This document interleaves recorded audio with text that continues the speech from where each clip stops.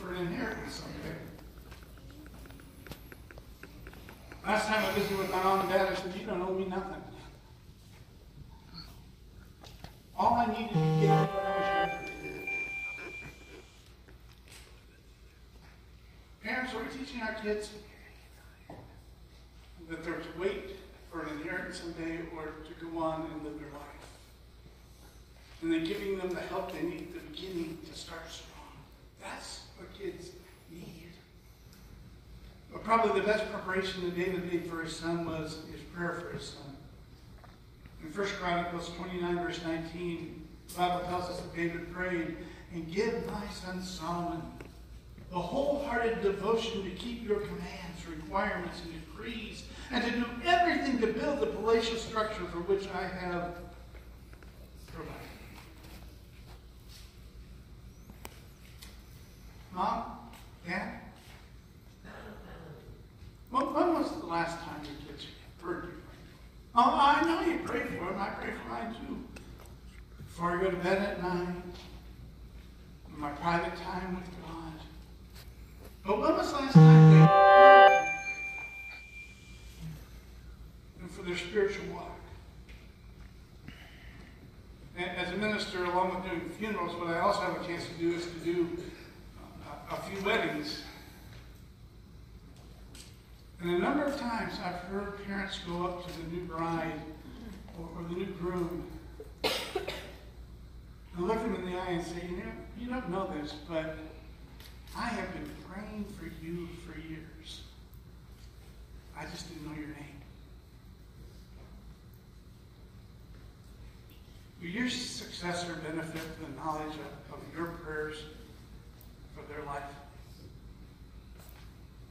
Solomon heard this famous, powerful, influential father of his pray for him and pray for his future success. But maybe the most difficult thing that David had to do was to step aside at the appropriate time. Last week we talked about the fact that David had made it clear very early that Solomon would be his successor. But after he did, he began to watch God's timing carefully. And this is so important. He didn't quit prematurely and then spend his later years in retirement. But when the point came that he could no longer be in control, when his son Adonijah tried to take over the kingdom, David realized that it's time to step aside. It's time to let Solomon take over from this point on. Jim Collins, he likes that the brilliant founder of Zenith Corporation, Eugene McDonald, had no capable successor set up when he died in 1958. And so his closest associate, Hugh Robertson, was appointed to take over the company. The problem was, Robertson was 72. And he only lasted 2 or 3 years in that position, and there was a great deal of struggle and turmoil within the company, and eventually it limited and almost ended Zenith's growth. David chose his successor when he was younger. And at the appropriate time, he stepped aside. You know, the truth of the matter is, that's a hard thing to do, isn't it? It's a hard thing to realize that we're going to reach an age where we're going to have to let our kids take over. I read about a man in the 60s who finally asked his dad, "Dad, don't you think it's time for you to turn the business over to me now?" And his dad replied, "Son, my dad only turned it over to me 2 years ago."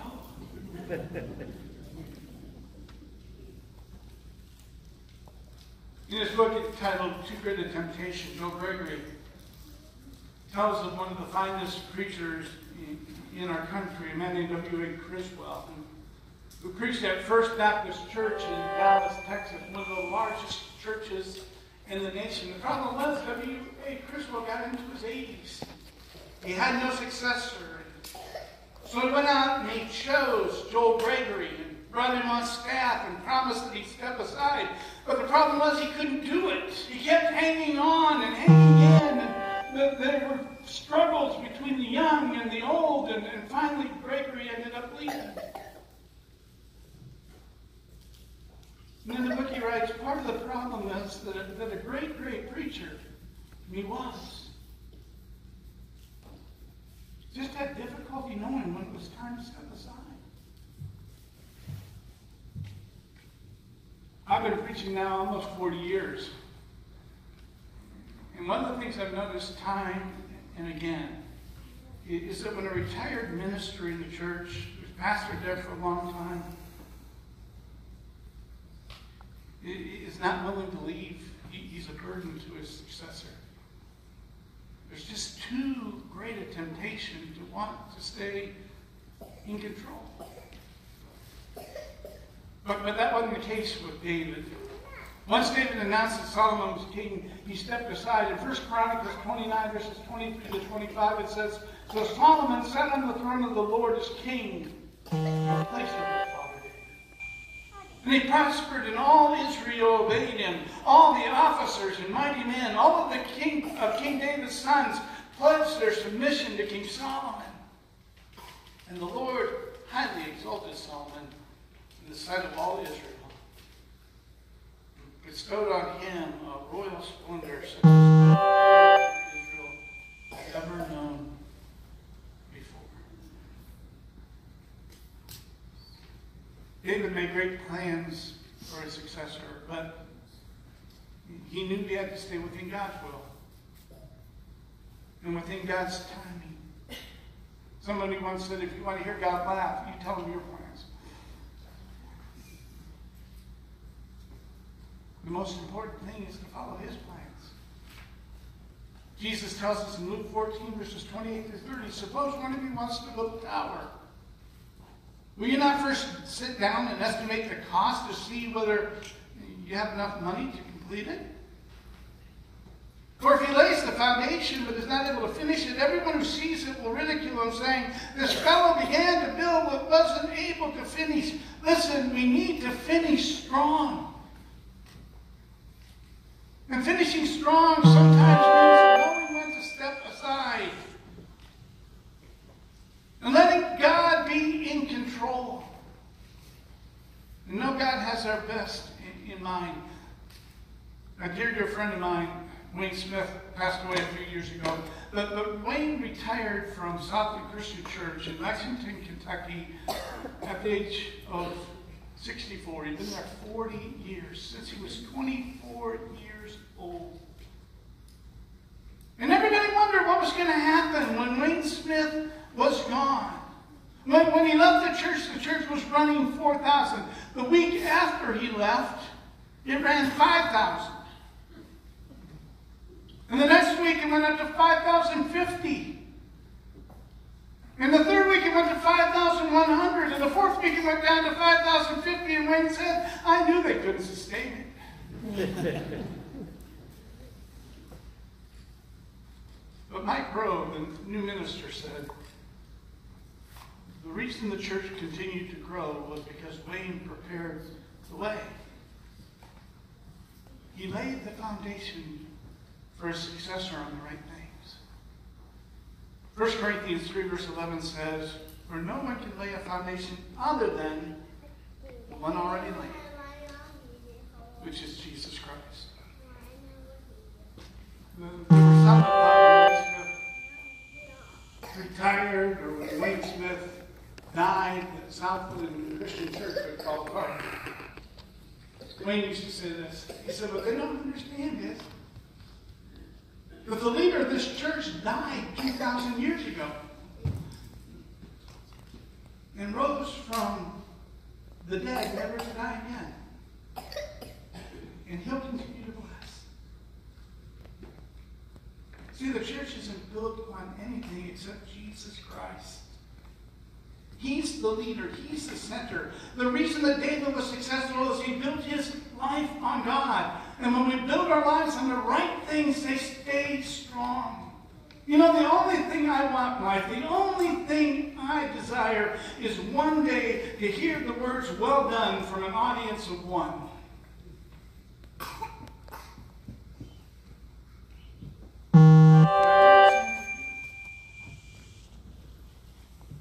That all you do with your life is just to leave a legacy in honor of Jesus Christ, not in honor of you. That we be like David, who finished strong. And one of the things we've noticed over and over again is David wasn't perfect. He was only human. He stayed committed, and he put God first. And so in 1 Chronicles 29, verses 26 to 28, we read, David, son of Jesse, was king over all Israel. He ruled over Israel 40 years, 7 in Hebron and 33 in Jerusalem. And he died at a good old age, having enjoyed long life, wealth, and honor. And his son Solomon succeeded him as king. We said it last week, and I'll say it again this morning, when a man of God dies, nothing of God dies. You know what? I think the key to this whole thing with David, with you, with me this morning, very simply comes down to this. You can't finish strong until you get in the race. You do understand that the finish line we just talked about began about 45 years earlier in a field outside of Bethlehem, when a little boy picked up a harp and he began to sing, and he began to sing songs to God. And David made God the center point of his life. And God directed his life from that day forward. And everything David became, and everything David had, all came from his commitment to God. And so I would ask you this morning, what are you committed to today? Because as I said earlier, other people know it. You may think you're hiding it. But someday they're going to stand around when you're gone, they're going to talk about you, and they're going to say, you know what was really important in his life? I hope what they say, what was really important in his life was his commitment to Jesus Christ. That was the center. Last week, I ended up talking about this, but I want to mention it again. That you can go through the book of 1st and 2nd Kings and 1st and 2nd Chronicles. And every king that came along after David was compared to David. The Bible either says, and he walked in the footsteps of his father David, or he didn't walk in the footsteps of his father David. And what it really means deep inside is he followed God or he didn't follow God, because David's center was God. What's your center this morning?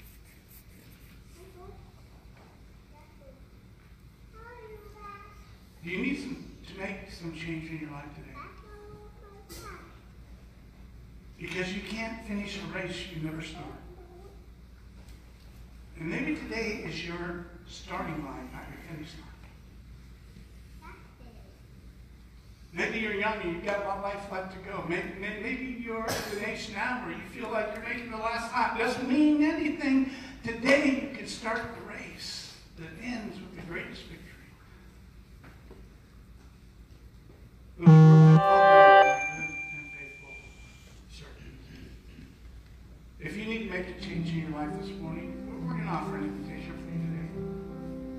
Maybe it's for the first time to say, I need Jesus as my Lord and my Savior. You need to be buried with him in baptism. Or maybe you made a commitment a long time ago, but you realize that you've stepped off the track. And that someday when they look at your life, they're not going to say God was the most important thing, because you know other things have become too important to you. And you need to get back in the race. God will never leave you or forsake you. David told Solomon that if you forsake him, that'll have nothing to do with you. It's not his will. He wants you to be part of it. But you have to make that decision. And once you do that as we worship,